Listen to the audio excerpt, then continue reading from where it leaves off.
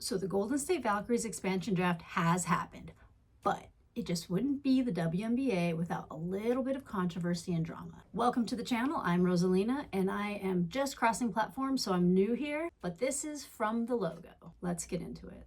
So Friday, the Golden State Valkyries had their expansion draft, where they selected 11 of their 12 players for their inaugural 2025 season. And I honestly didn't think this would be a team to contend with at all, but they did a much better job than I had anticipated. But not everyone was a happy camper. So this is making the rounds on Twitter. It's actually gone pretty viral. If you get offended easily, stop reading and skip.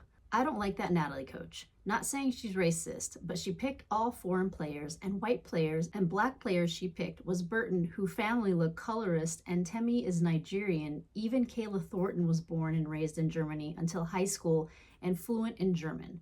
Only Monique Billings is African American. Something is off with Natalie. Yeesh. That probably why she skipped Seattle Storm. They probably protected all their foreign and white players, Ezzy, Gabby, Nneka, etc. So it's true, a good percentage of the players were foreign, but if you think about it, doesn't that mean that the African-American players that were protected would be the better players? Just theoretically speaking. But I don't know, this kind of bothers me because a lot of the problems with the WNBA reporting and people watching the WNBA is that it doesn't talk about the basketball of it. So here's the roster. It looks like the overseas people are Ileana Rupert, Maria Conde. Temi Fagbenle originally came from the UK. She was an overseas pick. Xanda Lassini and Carla Leite. The thing is, Carla Leite is awesome.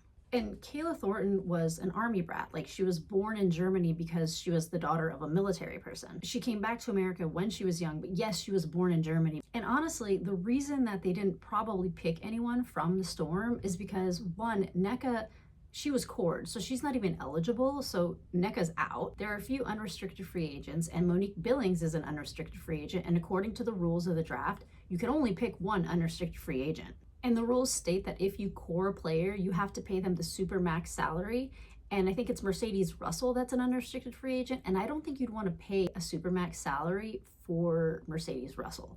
Sammy Whitcomb, same thing, unrestricted free agent, but like not a salary cap max type player. And we have to remember, this team that was drafted is probably not going to be the team next season. They still have the ability to trade. They still have all these abilities to pick up free agency. And to be completely honest, the Monique Billings draft, I don't think they're going to want to pay her the max salary cap either. Monique Billings was actually waived by the Sparks in some sort of like a roster crunch at the beginning of the season. And then she went to Dallas on a hardship contract.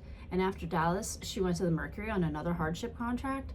So I don't see the Valkyries keeping her necessarily and paying her the max salary that they would have to pay her after they core her. I think this is more of like a draft and trade situation. Maybe trade Monique Billings, someone else for another player. A lot of people think that they didn't protect Nika Mule because she's out with her ACL injury. But she's at the beginning of her career. I can definitely see the Storm having protected her and maybe redshirting her for next season and just building her up to see what type of player she becomes because she is a pretty big name.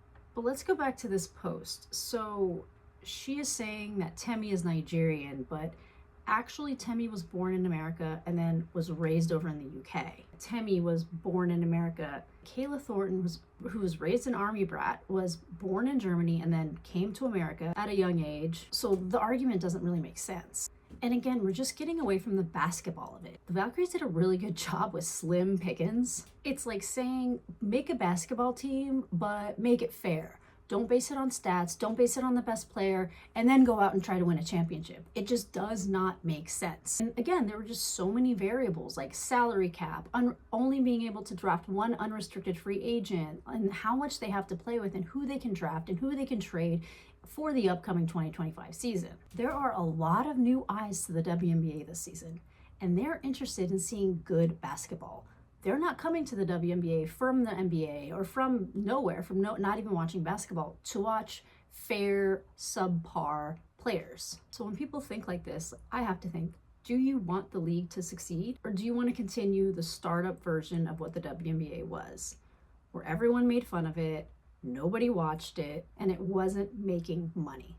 If you like the content, please comment, please like, please subscribe. It really does help a lot. Again, I am new to YouTube. I switched over from TikTok, which may or may not be ending January 19th. Either way, I found myself just like wanting to talk more about basketball for longer amounts of time and really engage with an audience. Eventually, the goal is to be posting daily. I'll see what I can do right now, but I will be posting often.